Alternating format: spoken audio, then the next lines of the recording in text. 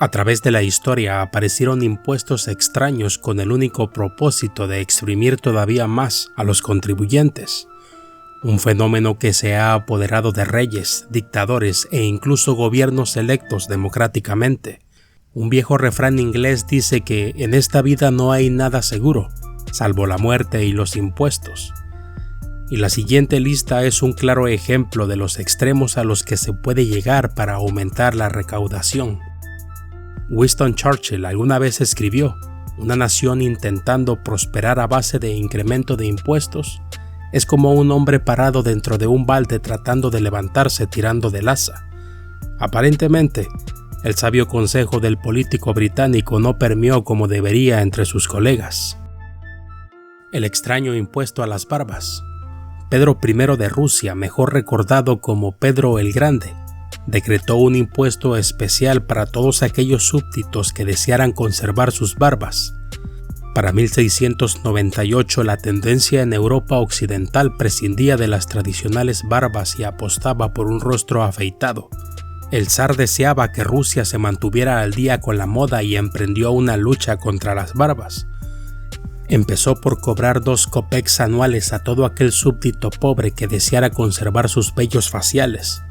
Mientras tanto, los más pudientes debían pagar hasta una centena de rublos por el mismo privilegio.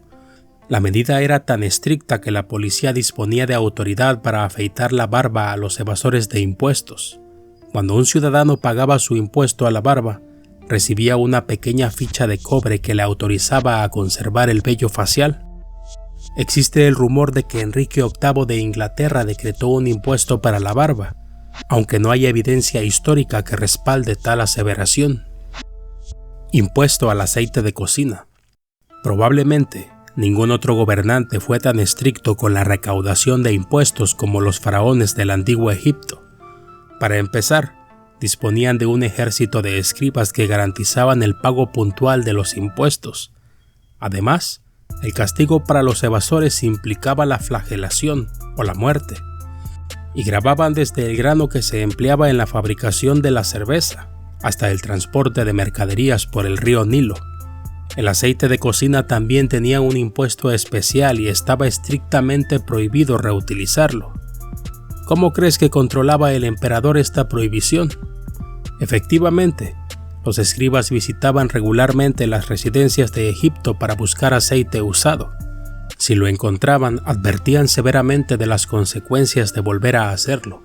Además, obligaban al infractor a comprar aceite nuevo y pagar su correspondiente impuesto. El extraño impuesto a puertas y ventanas.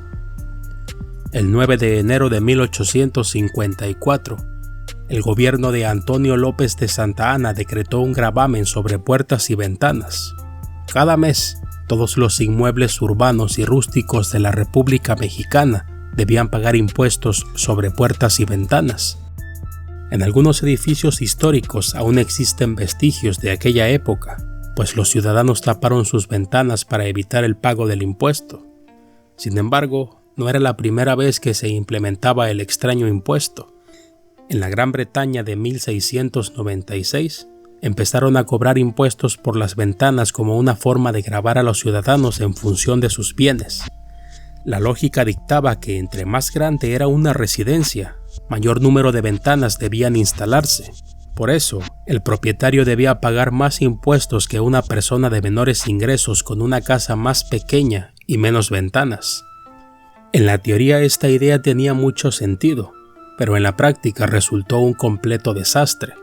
La cosa se complicó cuando nadie se ocupó de especificar las características básicas de una ventana.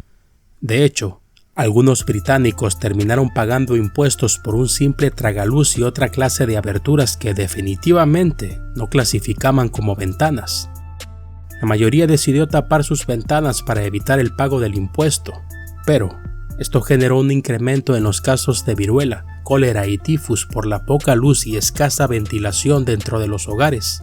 Afortunadamente, el ridículo impuesto a las ventanas quedó derogado en 1851. El impuesto a la orina. En la antigua Roma, la orina era mucho más que una secreción detestable del cuerpo humano. se consideraba una materia prima que, por su alta concentración de amoníaco, empleaban en toda una variedad de procesos, como el blanqueamiento dental, curtido de pieles, limpieza de las togas y la producción de lana. Por eso no resultaba extraño observar recolectores de orina en los baños públicos. Entonces, el emperador Tito Flavio Vespasiano vio en esta actividad la oportunidad de llenar sus arcas. Decretó un impuesto sobre la orina, mismo que debían pagar todos aquellos recolectores o compradores de orina. El dinero no apesta es una frase que sobrevive hasta nuestros días y se atribuye a Vespasiano. El dicho da a entender que el valor del dinero es independiente de su procedencia. Existe otra curiosa anécdota sobre este emperador romano. Él murió en el 79 después de Cristo durante un episodio de diarrea explosiva. Quizá confundido por la severa deshidratación, Vespasiano gritaba a los cuatro vientos: «¡Pobre de mí! Creo que me estoy convirtiendo en un dios». Impuesto a casi todo en la época gregoriana. En la época gregoriana, los británicos atestiguaron una avalancha de impuestos nunca antes vista. Recordemos que para ese entonces todavía tapaban las ventanas para no pagar el impuesto, pero el gobierno les recargó la mano todavía más. La guerra impulsada por Gran Bretaña dejó tan vacías las arcas que las personas de la época tuvieron que pagar impuestos por casi todo. Los jabones, ladrillos, vidrios, relojes, velas, naipes, sombreros, medicinas, papel tapiz, ginebra y un gran etcétera eran productos gravados. El impuesto a los cobardes. En la Inglaterra medieval, un caballero podía exentar sus batallas si pagaba lo que se conocía como scarage, coloquialmente conocido como el impuesto de los cobardes.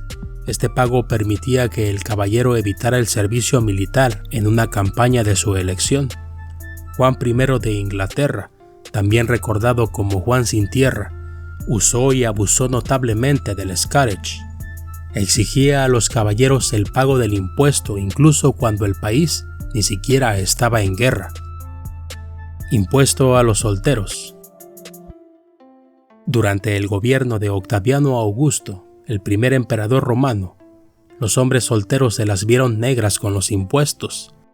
Las familias con 3 o más hijos, preferiblemente varones, recibían compensaciones periódicas del gobierno, pero los hombres solteros con más de 38 años debían pagar un impuesto por la soltería. Además, se les prohibía asistir a los juegos públicos. Mediante la ley Julia del matrimonio de clases, Augusto castigó a los matrimonios sin hijos y hombres célibes. Tristemente, esta clase de impuestos surgió esporádicamente a lo largo de la historia. En 1695, los varones ingleses con más de 25 años y solteros debían pagar un impuesto especial, al igual que los viudos sin hijos. En la Unión Soviética también se impuso un impuesto especial a los solteros y familias pequeñas, y todo para frenar el acelerado declive de la población. Hasta aquí llegamos con esta recopilación de impuestos extraños a lo largo de la historia. Si te gustó, no olvides suscribirte a nuestro canal y regalarnos un me gusta. Nos vemos en la próxima.